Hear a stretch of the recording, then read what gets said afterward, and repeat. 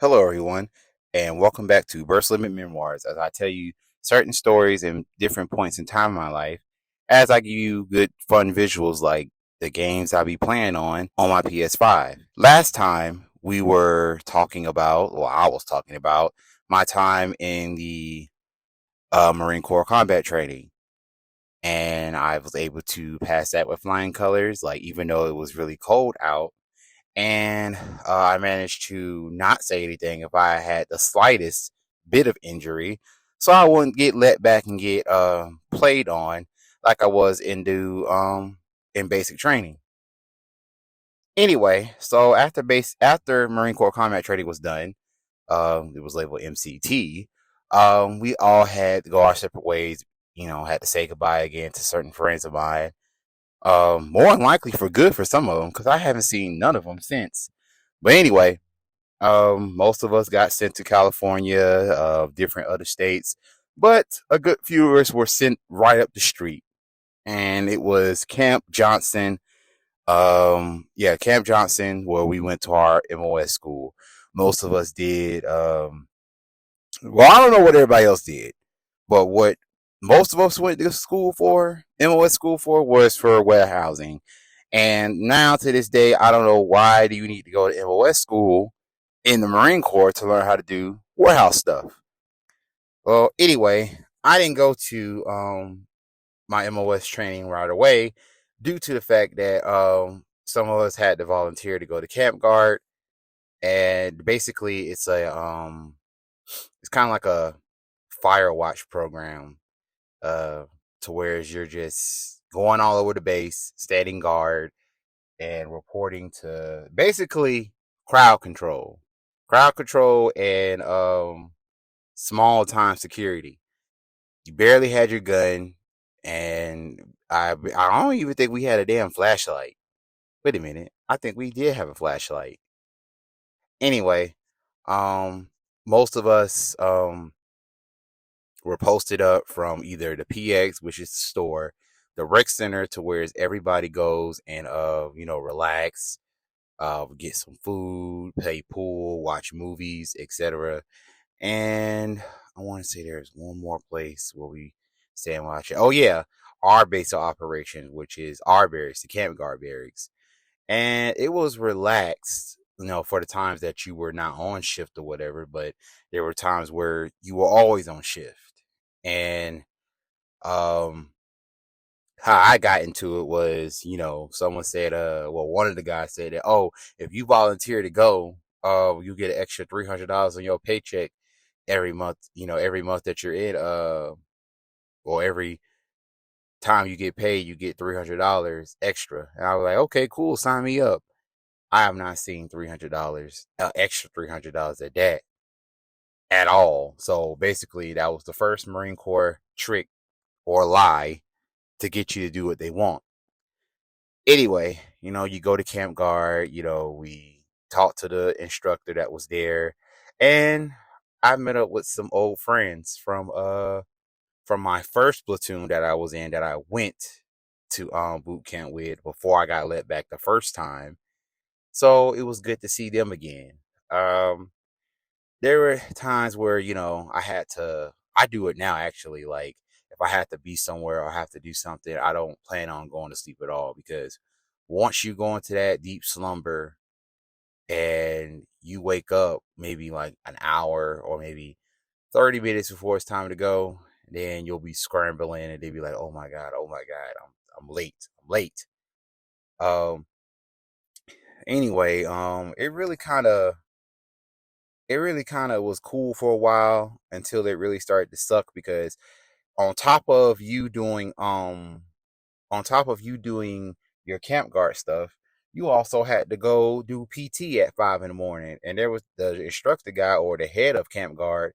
His ass wanted to be a drill instructor really bad, but he failed the course miserably. And he told us that with a straight face. But, you know, um, once you excuse all that, you had pretty much,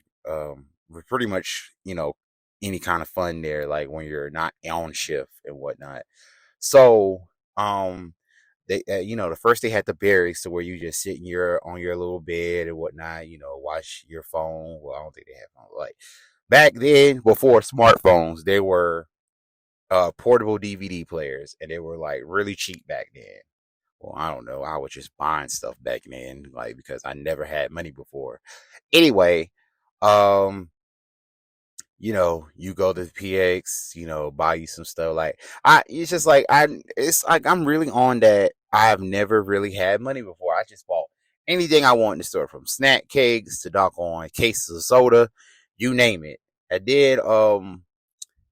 There was this another part of the camp guard barracks to where it was like a recreational room or a man cave or something like that, to where it's like there's a big ass TV, a refrigerator full of snacks, a bed, a cot, and what else? Lounge chairs, you name it. Like the times where sometimes you'll be in there with somebody, sometimes you'll be in there by yourself. And the times that we were in there with people would use like bring their DVDs in, and most of the time we were watching Dragon Ball Z, the complete series. Like the complete series of Dragon Ball Z, or the complete seasons of Dragon Ball Z, didn't come out until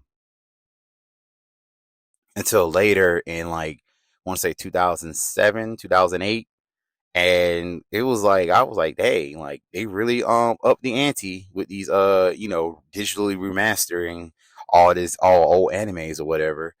But um once go around, there was like other instructors. I know there's like one guy, he was really nice. Like he would give you his food that he didn't want, like cookies or whatever his wife gave him, he didn't want, he gave it to us. But there was this other guy, his name was Sergeant Crowley, and he will be mentioned in the next memoir. But he was a pretty mean guy, and he every time when we fall asleep or whatnot while he talking, or just like standing up, because like folks is tired or whatnot, he wanna smack somebody upside the head. Well, he didn't smack me upside the head. He smacked one of my friends upside the head like it was nothing, like he was his bitch or something. But anyway, um, there was a time where everything was fine until there was a time we all had got in trouble because there were two guys that we were watching, and because they was on restriction or something, they did something really bad to where it's like we had to watch them 24/7. The time where I wasn't on watch, and I'm laying in my bed in the barracks or whatever, doggone the instructors come in and tell everybody to get up, flip everything over, and he get on to us because the two escaped from base. And it was just crazy of how it was. And I was ready to leave camp guard after that, and I was just making up jokes and just making sly remarks that I was ready to go so bad and just move on to the fleet, because I was ready. I'm tired of training. I just want to just do my job, and then get out in 4 years or whatever. But um, there were times I think I was stuck in camp guard for about 2 weeks, 3 weeks. But I made it just in time. I got out just in time for Christmas.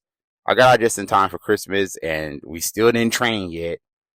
And so we had to wait until damn January to start MOS training. And after that, I went home to Bainbridge for a while. It took me forever though, because um as I was waiting for the bus, one of the guys was telling me that you on the wrong bus. And I almost believed him too, because he was really serious. It was no joke. He was really serious.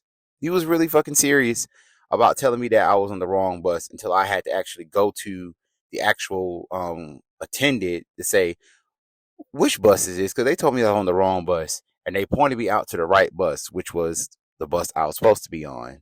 But, I ended up I was supposed to end up like, let's say I leave on a Wednesday and I end up in Bainbridge like Thursday afternoon and whatnot. I didn't end up I didn't end up back home until Friday evening because I had a whole 12-hour layover in Jacksonville, Florida. And then I had to wait, got on the bus in Jacksonville, Florida, ride up to Tallahassee, and it was like late at night. And then my cousin, she picked me up from the bus station, and I stayed at her house until it was daybreak, and she brought me back home. Mind you, I slept for the whole day. Saw some friends, saw a couple of girls, well, two girls. Anyway, had a little fun and whatnot, and then went on back, came on back to Camp Johnson, and waited for like another week because after Camp Guard, another week we were well, I was another week. I was sitting up like in the barracks, just chilling. Like we were just really like nobody picked us up yet. Nobody called our names until we had to ask like, "Yo, when we getting picked up for training?" Because 2 weeks have gone by since we've been back from Christmas vacation, and nobody picked us up yet. So we just chilling in the barracks, getting paid and whatnot. But they finally picked us up, and like I said, caught up with old friends again. Caught up with old friends and from my first platoon, and we had roomed with each other, and it was like big old jokes and jokes and jokes for for days. And we had a lot of fun. And but I feel like I'm running out of time with this memoir, and I don't want to overload you with the story because there's so much to tell while I was at Camp Johnson. So I'm gonna just end it here for now. Just come on back for the next video. So thank you guys for watching. That has been watching the last two videos, well, three videos.